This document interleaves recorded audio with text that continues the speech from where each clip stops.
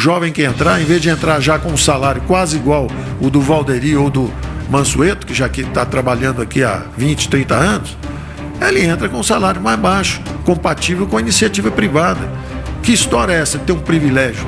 Se for ascensorista da Câmara, ganha 6 vezes o que ganha um ascensorista lá embaixo, numa cidade, na savana. Está errado isso. Isso é um privilégio, isso é inaceitável. Isso conspira contra a imagem do próprio funcionalismo no Brasil inteiro. Então o que nós vamos fazer daqui para frente? Entra, seja um servidor exemplar, serve 3 anos, 4 anos, dependendo da profissão, do aperfeiçoamento. São 300 e tantas carreiras, vão ser reduzidas para 20 a 30 só.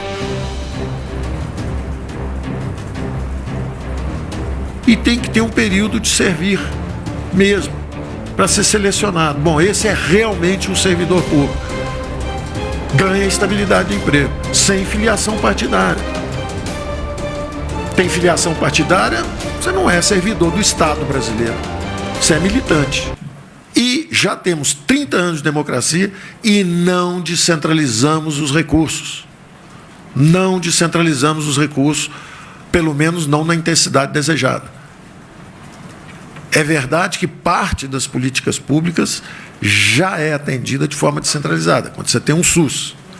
Mas a formulação, a concentração de recursos, quem decide para onde vai, para onde não vai, era o governo federal ou, como diz numa imagem brilhante do nosso experiente Mansueto, o Brasil é gerido por um software. Então, um software que fica rodando, manda dinheiro para todo mundo, dá aumento para todo mundo, faz progressão automática de carreira, dá dinheiro para cada setor e tal. E, no final,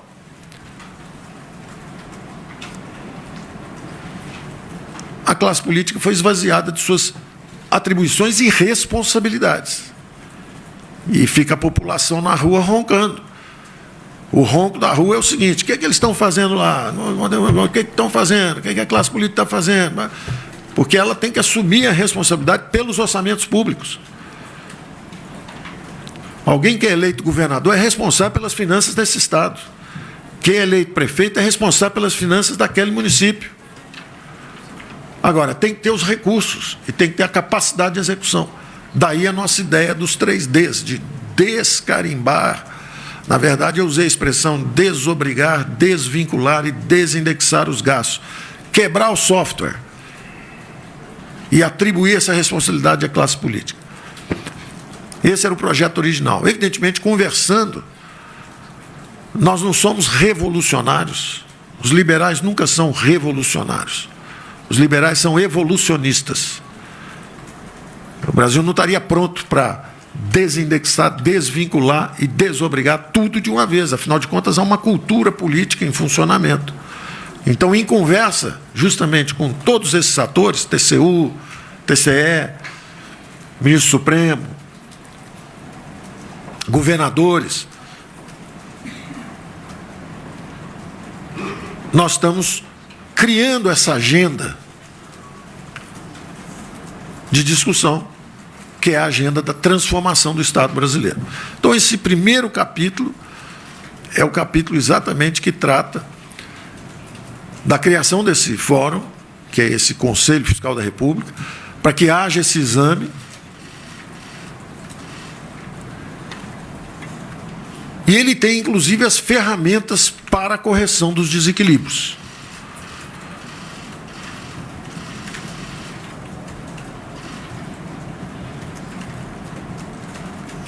Ele envolve União, Estados e municípios, ou seja, ele é abrangente para todos os entes federativos.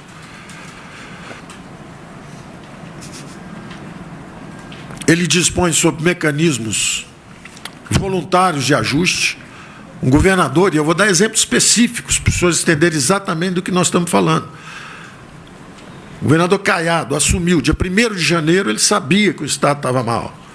O governador Zema assumiu, o primeiro dia ele sabia que o Estado estava mal. O governador Eduardo, Rio Grande do Sul, primeiro dia sabia que estava mal. Poderiam ter pedido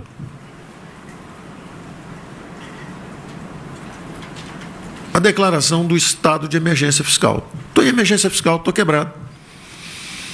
Não é o shutdown americano que para de pagar tudo. Ao contrário. Ele só evita o aprofundamento do desequilíbrio. Como é que um Estado está quebrado vai dar aumentos automáticos para funcionários? Como é que um Estado está quebrado vai reajustar salários, benefícios, tudo? Então, ele precisa da declaração de que ele está em estado de emergência. Quando ele pede socorro, ele fala, olha, estou em estado de emergência fiscal. Ele ganha esse direito. Ele pode interromper esses reajustes por um certo tempo. Naturalmente, aí entra o TCU para ver se o antigo governador do estado de Minas Gerais quebrou Minas Gerais e o TCE disse que estava tudo bem e avalizou as contas. O novo governador Zema entra e fala assim, para a festa, trava tudo, não posso dar ajuste, o Estado está quebrado, estou devendo fornecedores, estou atrasado 3 meses de salários, para tudo. E aí vai ele interagir com sua Assembleia Legislativa, mas ele tem pelo menos 6 meses para travar tudo, enquanto a Assembleia examina se realmente é um caso de emergência fiscal ou não. Ora, um governador que vai pedir socorro, pede para travar tudo, e não estava em emergência fiscal, cá para nós não devia ser político, nós não ia nem ganhar a eleição. Né? É claro que é impopular fazer isso, mas ele pede essa decretação do estado de emergência fiscal.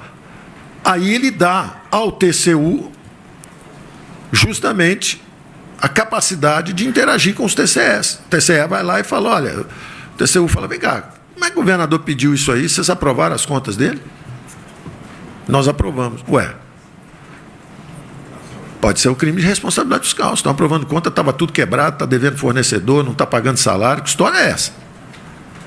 Ou seja, nós temos que permitir uma coordenação dos poderes de forma que possam cooperar para garantir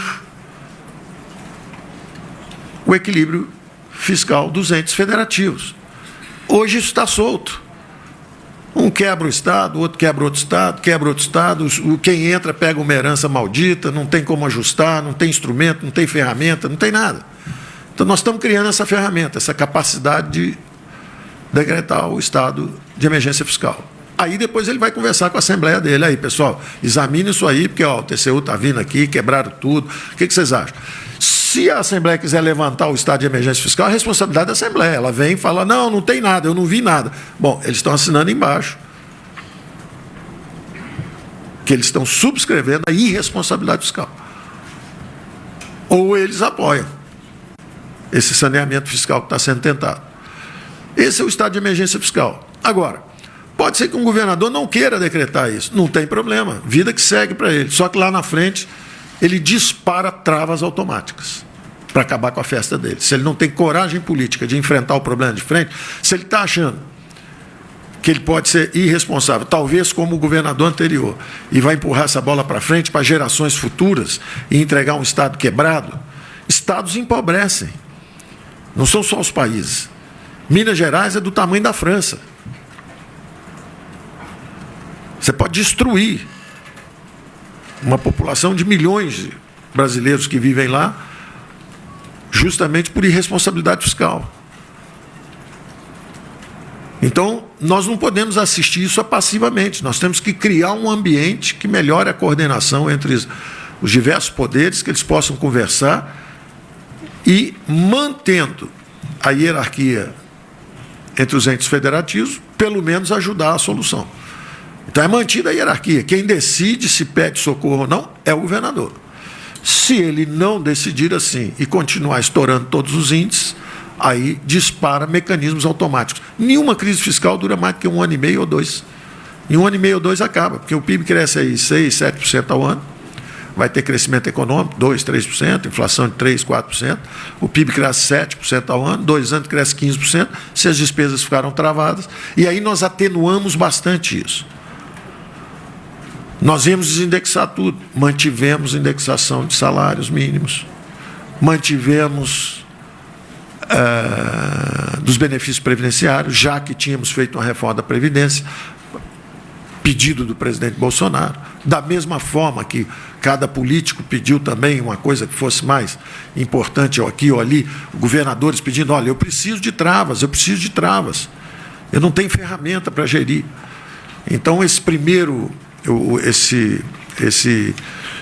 capítulo é a criação do marco, o segundo capítulo é justamente essas ferramentas de controle de despesa, onde você tem, primeiro, esse estado de emergência, depois as travas automáticas e, finalmente, os mecanismos auxiliares, que nós chamamos, inclusive, de plano Mansueto. O governador que falou, olha, eu estou em estado de emergência fiscal, você trava as despesas, não pode dar aumento de salário e ter progressão automática de salário, quem está quebrado.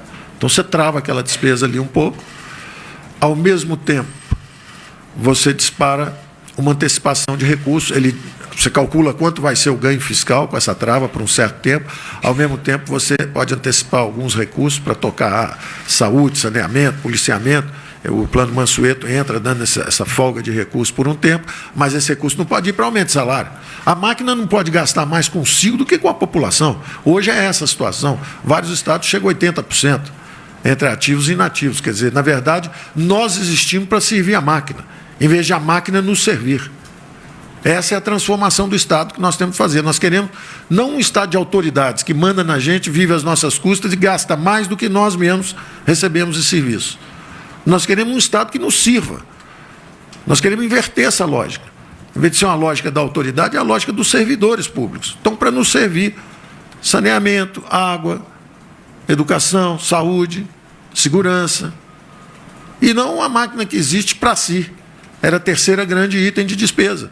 O primeiro grande item de despesa, Previdência, nós fizemos a reforma da Previdência. Segundo grande item de despesa, juros. Eu quero anunciar que os cálculos que você fez, o que seriam os nossos gastos, caso a dívida continuasse crescendo como estava, e com aquele juro de 7%, e o que elas são hoje, chega a quase 100 bilhões, o que nós economizamos em juros para frente.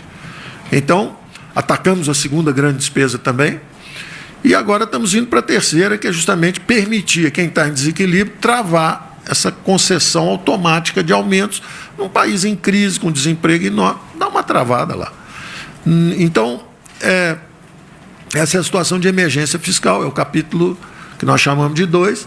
Tem uma versão um pouco mais aguda disso, mas não é a nossa. A nossa é interessante isso, porque quando começou, a nossa era bastante abrangente, com uma potência fiscal de quase 50 bilhões, e a que estava na Câmara era mais frágil, que era a do Pedro Paulo, que cobria só a União.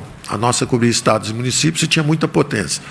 Fomos interagindo com a classe política, fomos calibrando para menos, e ele foi calibrando para mais. Aí ele botou dentro estados, União, começou a botar todo mundo para dentro, estados, municípios, e foi calibrando para mais. Nós fomos calibrando para menos. Parece que ele deu a declaração que a dele hoje é mais potente que a nossa. Problema nenhum.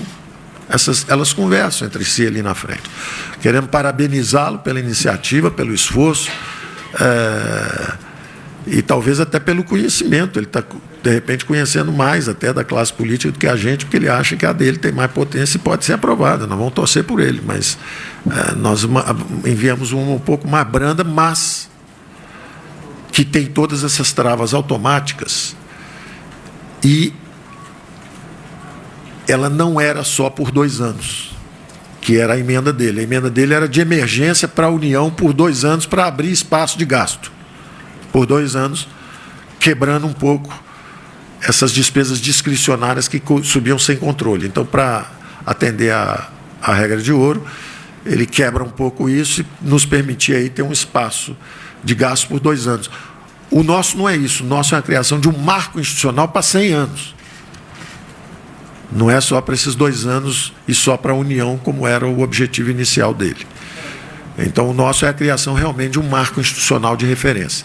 Bom, o terceiro capítulo eram as desvinculações dos fundos. Falamos sobre isso já.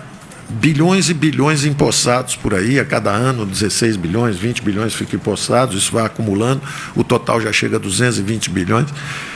e a nossa dívida já passou dos 5 trilhões, quando, na verdade, nós devíamos usar isso, consolidar, reduzir dívida, melhorar a situação fiscal, mas, essencialmente, melhorar a alocação de recursos públicos. Esses fundos, nós já dissemos, como exemplo, às vezes juntou um pirata privado, uma criatura do pântano e um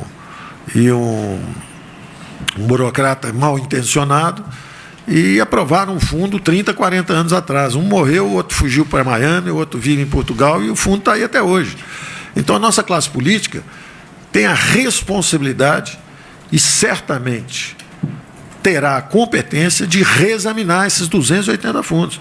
Os constitucionais, exatamente também pelo processamento político, as principais lideranças foram colocados à parte, quer dizer, deixa esses fundos constitucionais aí, vamos examinar os outros, esses que podem ter sido criados por influências que não eram republicanas, vamos examinar esses fundos, e o Congresso escolhe os que seguem e desativa os que são para ser desativados. Tudo isso são recursos que vão para estados e municípios. E entramos, então, no 4º capítulo, que é a descentralização dos recursos. Nós queremos descarimbar o dinheiro para descentralizar. Nós queremos realmente uma democracia participativa. O prefeito foi eleito, ele tem que ter dinheiro para saúde, educação, saneamento, para segurança. O nosso presidente foi eleito dizendo, olha, o dinheiro tem que ir para a ponta, o dinheiro tem que ir onde o povo está. Nós vamos transferir até 500, pode chegar a 500 bilhões. Alguns de nós dizem 400, porque dizem, bom, como teve uma desidratação de 100, a gente pode tirar os 100.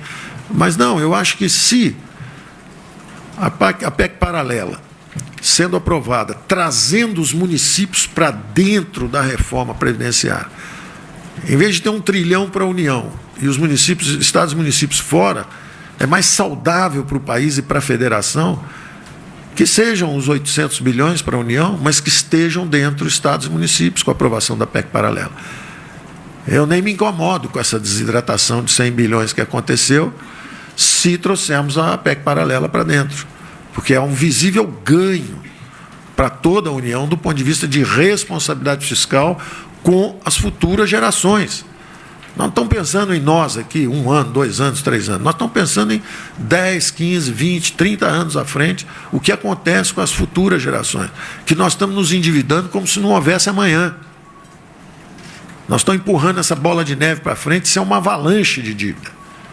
E isso tem impedido o Brasil de crescer, com juros altos, com desaceleração econômica. Então, essa transformação do Estado é, antes de tudo, um ato de crença na democracia, de crença no fortalecimento da federação. Essa nossa ideia de, em 8 anos passados, o dinheiro do pré-sal que vier, na seção onerosa, 70% União, 30% Estados e municípios. Já na alocação do ano seguinte, 35% Estados e municípios, 40%, 45%, 50%. Em 8 anos, invertemos a pirâmide, 70% para estados e municípios, 30% para a federação. É o primeiro governo em 40 anos que fala em descentralizar recursos, em fortalecer a democracia. A Constituição de 88, com muita sabedoria, botou essa meta lá, só que não conseguiu entregar. Porque como se perdeu no combate à inflação, com juros muito altos, tentativas frustradas, 1, 2, 3, 4, 5 planos, todos com uma deficiência básica, que era justamente a ausência dessa dimensão fiscal. Faltou sempre a todos os planos, inclusive ao melhor deles, que foi o real, foi brilhante do ponto de vista monetário, faltou a dimensão fiscal. Então convivemos com juros de 70% ao ano, 60%, 50%, 40%. Eu sei porque eu estava do outro lado da cerca. E o governo fazendo essa transferência brutal de recursos, porque estava só no freio monetário e com a parte fiscal frouxa. Então nós já fizemos uma mudança radical. Nós estamos com a parte fiscal agora como chave do ajuste, e a monetária já mudou. O juro de equilíbrio já desabou. A taxa de juros de equilíbrio já está descendo para 5, para 4,5, para 4. Por quê? Porque mudamos o mix. A taxa de equilíbrio, a taxa neutra de juros brasileira desabou, porque nós mudamos o mix. Nós assumimos o compromisso com a meta, com o teto de gastos, com a redução do superávit, do déficit primário, a criação eventual do superávit primário. Sempre que me perguntavam, mas e aí, o déficit, como é que vai ser a meta, não é a meta? Nós vamos fazer a coisa certa. E eu adoraria zerar. E as estatais? Adoraria vender todas. Isso é uma declaração da direção para onde nós estamos indo. Agora, não quer dizer que é factível. Então, em vez de ter essa insistência de zerar, ficar com a cessão onerosa toda para o governo federal, tentar pegar também recursos extraordinários e zerar o déficit agora e deixar estados e municípios ao léu, a nossa decisão política, que está se revelando sensata e correta, foi dar o braço para estados e municípios, para a Câmara, deputados, para o Senado e dizer, olha, vamos transformar o Estado brasileiro juntos. Não adianta a União estar solvente e os estados e municípios quebrados. Então vamos dividir. Eu prefiro ter um superávit, um déficit maior, um pouco maior esse ano, mas solta alguns recursos também para estados e municípios, que eles também estão sob estresse financeiro.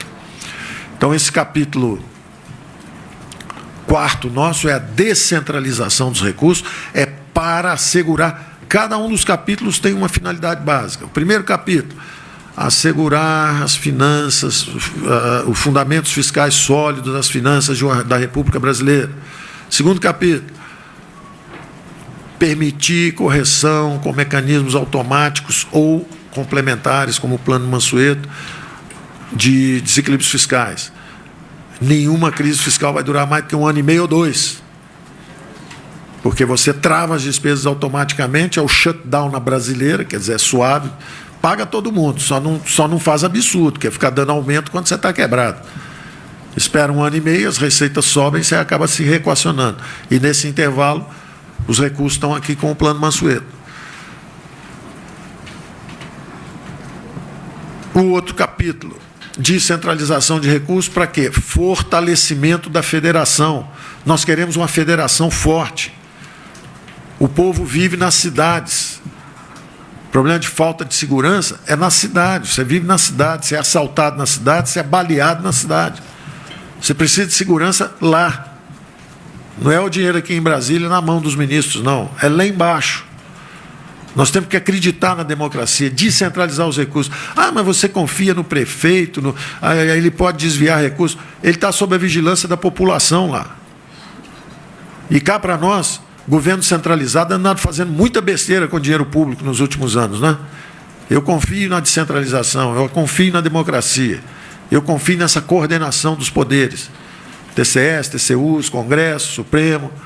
Eu confio nessa descentralização. Em vez de ficar, como vimos no passado, meia dúzia de pessoas em Brasília decidindo tudo, quando você erra pesado mesmo, erra grande. Nós precisamos descentralizar. A essência da democracia é a limitação dos poderes e a descentralização desses poderes. Então, o que parece que é uma crise, essa briga entre Congresso, Senado, Supremo, isso, na verdade, é uma saudável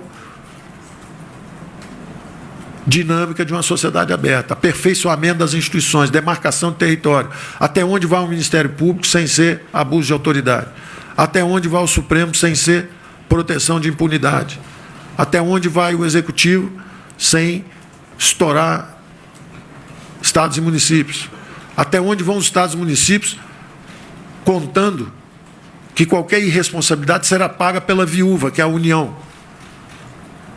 Nós temos que apostar na maturidade democrática. Eu aposto, eu sou um observador e um participante de 30 anos de democracia, aperfeiçoando instituições. Todo ano um aperfeiçoamento novo e melhorando, e lentamente. E então estamos dando esse passo agora na direção da transformação do Estado. O outro capítulo, reforma administrativa.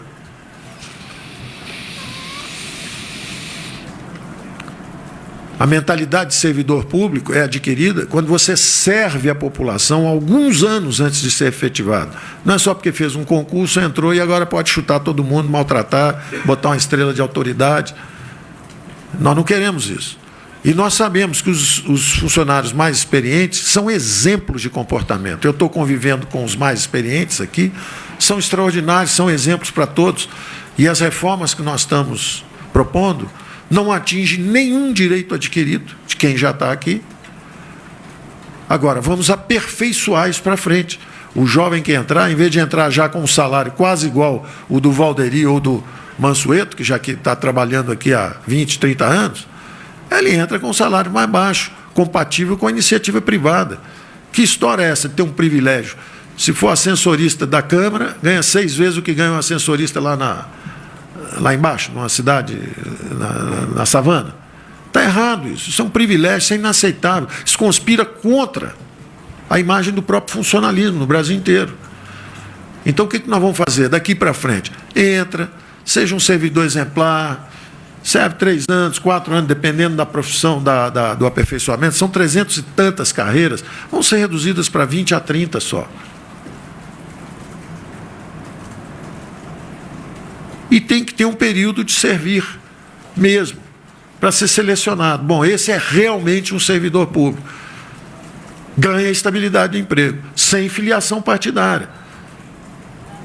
Tem filiação partidária, você não é servidor do Estado brasileiro. Você é militante.